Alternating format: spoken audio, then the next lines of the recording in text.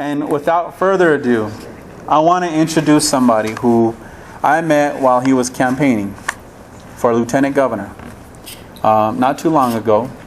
And I didn't know who he was. I heard about him. Anybody from Pueblo knew who he was. Anybody that's been to Pasky or had a slopper or hung out in Dog Patch and hung out with my friends at East High down there, we knew who he was, and we knew the great work that he was doing. And to know that this gentleman, this leader, one of ours, was going to run for lieutenant governor, and the fact that he got up in front of a lot of us and talked about where he came from and the work that he had worked to get to where he's at as a president of a university, but then to be able to run for lieutenant governor and to say that he was an Umacero, that got my vote. All you had to say was Umas, lieutenant governor, and I was there. From one former Mechista to another, Umacero, I was all about it. So without further ado, I want to introduce our first Chicano Lieutenant Governor Joe Garcia.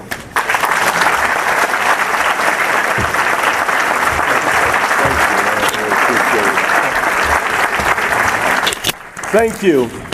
I have to say this is humbling to be among so many of you who really have created history in this wonderful state.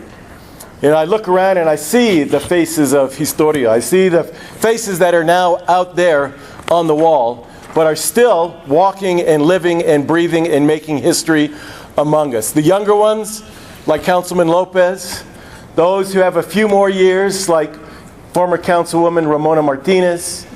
My first brush with Chicano history right here in Colorado, Pali Baca. Folks, of course, who remind us of the history of which we are all so proud.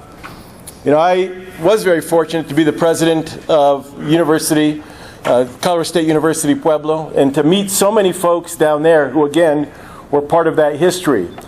And we figured very quickly that we had some of these great people walking among us in Pueblo, but they would not be walking among us for that many more years. And so we started a Chicano Movement Archives collection down at CSU Pueblo. And what we found when we created that was just what I'm sure that History Colorado has found, that there are people with stacks of pictures and documents, copies of El Diario. How many of you remember El Diario or La Cucaracha, as I did from my college years? You remember those publications. You remember that they inspired and informed in ways that the mainstream media at the time did not. They told stories that we were not hearing, reading the mainstream publications. Stories that were so important. So my family's from northern New Mexico, the Española Valley. And I remember as a young boy rather, seeing, while I was at my grandmother's house one time, National Guard troops, rolling through the streets and trying to figure out what was going on. And first hearing the name Reyes Lopez Tijerina. How many remember that, And I didn't know who he was, but I knew that people told me, well, he's trouble. He's trouble. All these Chicanos out there making all this noise, they're trouble. And by the way, we're not Chicanos, somos Españoles. We're Spanish. We don't want to be called the Chicanos. And it wasn't until I arrived at CU Boulder in the 1970s, and there was a lot going on at CU Boulder in the 1970s, when I learned and took some Chicano studies classes and learned a little bit more about my history and learned to take pride in the efforts of people like Reyes Lopez Tijerina, Corky Gonzalez, and so many others. I was inspired by reading about that history, reading poems like Yo Soy Joaquin, and now my middle son is named Joaquin.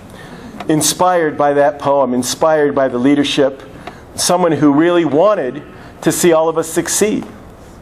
And so I am really just so delighted that History Colorado has taken on this project. I'm delighted that AARP, through the leadership of Roberto Rey and the others who really wanted AARP to recognize that a lot of our ancianos are out there involved in AARP, but their stories weren't being told. I want to thank the organizing committee for tonight's event because they brought together some great speakers. And all of you recognize that because all of you are here. And as I heard tonight, there were so many people who RSVP'd they had to turn folks away. But one of the things that we had to fight back in the 60s and 70s was being turned away. Being turned away from schools and jobs and opportunities that really existed here in the state that we built, that our ancestors built. Someone had asked me recently when my family came to this country. I said, my family helped build this country, and we didn't cross the border crossed us.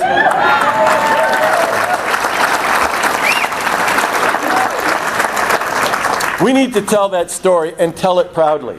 We helped make Colorado what it is today, and we will, if we make sure that our kids get educated and that we continue to exercise our voices, we will build the Colorado of the future. That's the key. And who's going to help us build that Colorado of the future? Well, some kids maybe who have come more recently. And so I'm very proud that so many people in this room supported the asset bill that after many years finally passed and will now give our undocumented, hardworking kids the opportunity to succeed. We need to look for every opportunity to help that youngster who's coming along to be successful. Too many of our kids now are not graduating from high school. Too many of those who graduate from high school are not ready for college. Too many who enroll in college are not graduating. That's a familiar story we heard back in the 60s and 70s, and it's time to change that dynamic. Our kids deserve to be as successful as every other kid, and our kids, again, the fastest growing demographic in our K through 12 system. You know, we're 1/5 of the state population, but we're 1/3 of the K through 12 system. We are the future, just as we were the past. Let's make sure we do what we can to make sure those kids recognize our past, but don't stop there. That they make this state stronger. That they make this country stronger. Thank you for being here. Thank you for some of you like Polly and Ramona who inspired me as a young person. Try to inspire others. There are great leaders out there. We just need to encourage them and support them, vote for them, make sure they're educated and prepared. That's how we will build an even better Colorado. Thank you all for being here tonight.